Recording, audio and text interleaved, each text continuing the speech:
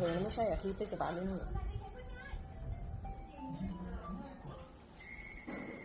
อันนี้ไปด้วยที่คัดร้านนี้ฉันจะเอาไปไม่ได้ที่คัดนี่ก็คือเนื้อปลานิลที่เราเตรียมไว้เราแล่เอาแต่เนื้อมันแล้วก็หั่นซอยบางๆเราก็จะไปลวนโอเคค่ะ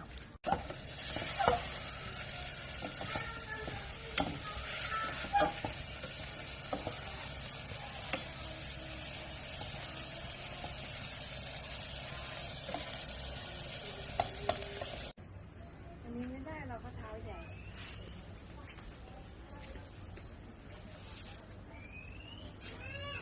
ครับทำอะไรไม่ได้ทำอะไรไม่ได้ครับทำอันนี้ไม่ได้ พี่กับป้าจะเอายังไงอ่ะก็เสียบแม่มีเสียบเนี่ยเดี๋ยวเราย่างดูว่ามีเสียบที่เป็นครับสุกแล้วเนี่ยแม่อยู่นี่ครับแป๊บนึง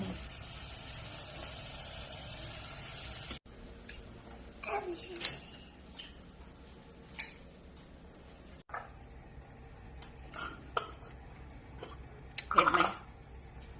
ก็เอานัวแล้วกัน อันนี้นะ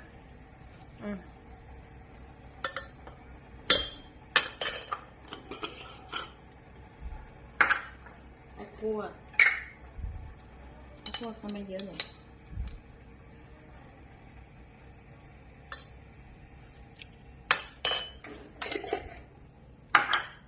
น้ำปลา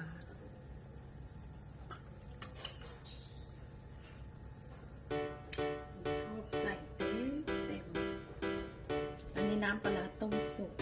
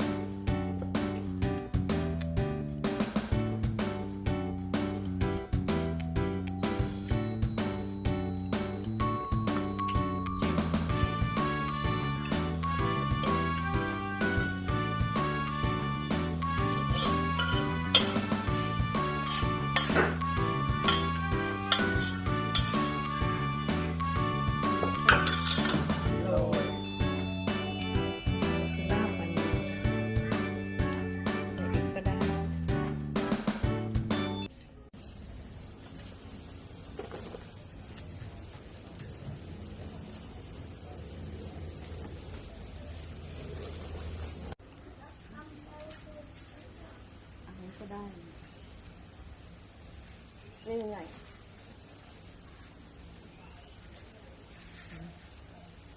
ไม่เขี่ยไปมีรถอันนี้มามีรถอันนี้มากันรถพอจะเป็นไปได้ไหมคะขอซ่อมสักอันนึงนี่ไงส้มตำรวจออกมาแล้วเนื้อมันชิ้นมันบาง สุกไปอ่ะใช่ชิ้นมันบางไม่ได้เฝ้าด้วยต้องเข้ามาในตรงนี้ ไม่ต้องใส่จานกินแบบนี้แหละชิมกินไปเลยแบบนี้ไม่ต้องใส่จาน นี่ สุกไปอ่ะ นั่นหนักกันไหนโอเคไหมเราเอาไปเอาไปในนั่ง โอเคมันไม่แข็ง โอเค ลายสุกไปหน่อย มากันเราเอามากันโอเคเราเอา อันนี้มันแข็งไม่ด้วยเนี่ยเดี๋ยวไปทุบ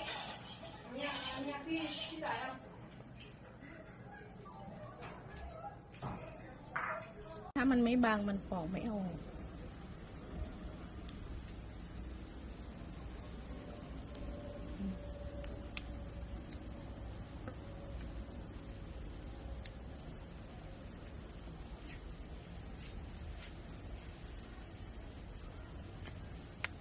อันนี้ก็ผ่าได้แล้ว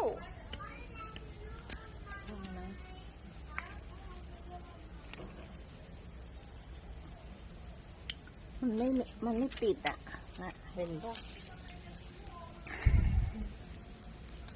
แต่ว่ายังต้องแห้งกว่านี้อีกเหรอ ไม่เกี่ยว มันเป็นที่ไม้ มันเป็นที่ไม้ มันไม่เกี่ยวที่ สุกปะเนี่ย ซุกอันนี้หมามีผสมข้าวเม่า อ้าว อันนู้นไม่ได้ผสม อืม รสชาติเป็นไง อร่อยข้าวเม่าอ่ะ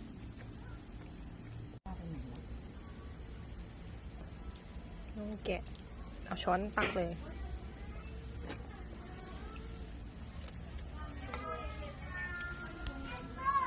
ตักตรงกลาง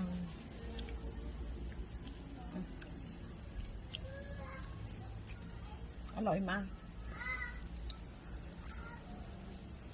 ผสมข้าวเม่า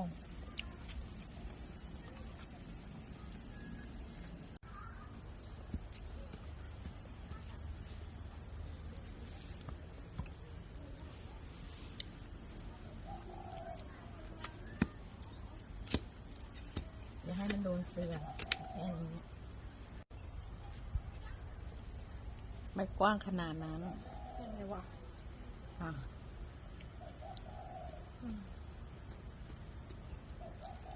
ได้ค่อยๆลงมา ตอกก็ได้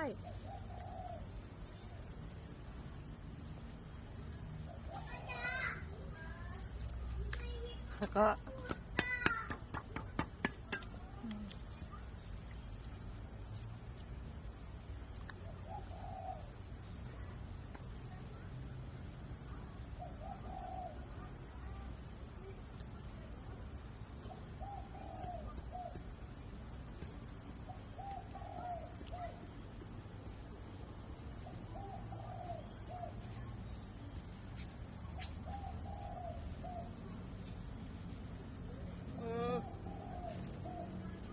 โอ้ย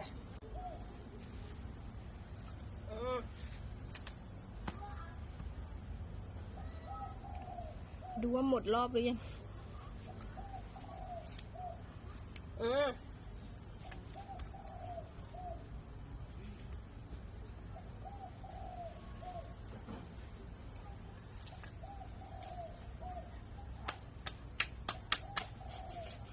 ก็อีกนิดนึงและหอมตรงไม่ไหม้มันนะหอมกระบอกมาก